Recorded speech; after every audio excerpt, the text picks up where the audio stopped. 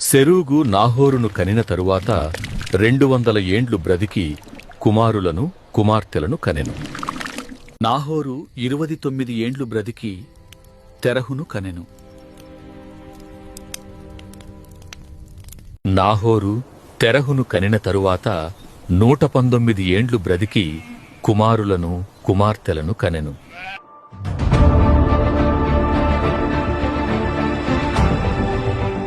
తెరహు 70 ఏండ్లు బ్రతికి అబ్రామును నాహోరును హారానును కనెను.